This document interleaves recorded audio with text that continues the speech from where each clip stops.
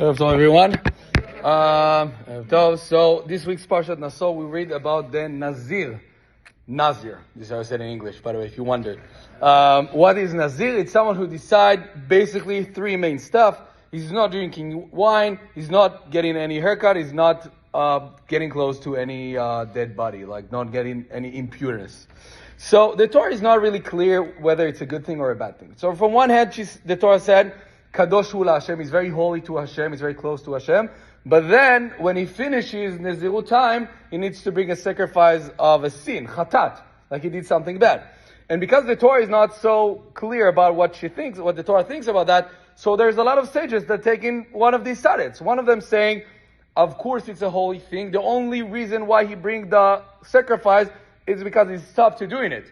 Like the sacrifice is not about the fact that he was a Nazir, the fact that he's now want to stop. Okay, so bring a sacrifice because you stop it. And the other side says, of course it's not good, it's not ideal.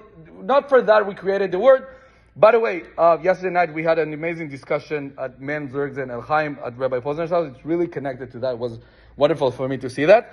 But one weird interpretation on that, like explanation, is from the Rambam. Because the Rambam in his big book, Mishneh Torah, Hayad HaChazaka, he brings both sides. From one hand, in one place of his book, he says, if you want to not drink wine, don't want to eat meat, don't want to marry, don't want to do anything and just go to the mountains, that's not a good thing. It clearly says being a Nazir is not a good thing. But then in the other place, he's talking about the actual Nazir, and it says he's like a prophet. So how come he can bring both sides? And reading a little bit deeply into the Rambam writes, which I didn't, but Rabbi Zaks did, so now I can tell you that.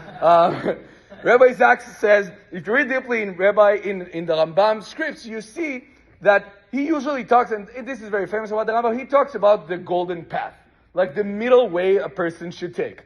Don't waste all of your money, and don't be so cheap. Be generous, like give it tzedakah and do well with your money, but don't spend everything. Don't eat too much, but don't fast too much. Take the middle path. So usually, generally speaking, the Rambam generally suggests take the middle path, almost in everything. When there's exceptions, what's the suggested there's exceptions? So, different types. So, for example, if a person feels like he's too much proud of himself, so go a little lower than expected for a while, just to fix your midot for a little bit of time. And he also said, so that's like the Chacham, because the wise person would go in the middle. But there's also the Chassid. The Chassid is the one like above the Chacham. He would go a little extra. He would do something more than usual. So if you read deeply in the Rambam scriptures, you see that when he talks to the majority of the people, he offers the golden path, like go in the middle. But he also says clearly, whoever can, or some in our society, needs to take a little extra, a little above. And again, it's all from Rabbi Zaks. He offer, maybe this is like the balance between like good society is, first of all, we understand not everyone can and should be so extreme with their obligation, with their choices in life. The society cannot live if everyone will be out of society, right? If all of us will be like, okay, I'm not dealing with this, I'm just sitting outside, learning Torah, get connected to Hashem, there will not be society. So first of all, he says, it's not for everyone. Clearly, the majority of the people needs to go in the golden path. He also said, there's some times in life that you feel on yourself, the golden path for me now, it's not enough.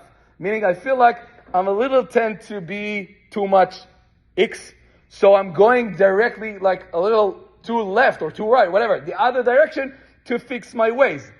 So I think maybe the main thing we can learn from Nazir is, yes, we can try to inspire, to strive on and be more from ourselves. It's not ideal to everyone, and definitely use it if you need to fix your ways. But, choose the golden path. That's mainly what most of us need to do according to Rambam, according to Rabbi Zaks. So try to figure out where and when you should pick which way. Good luck.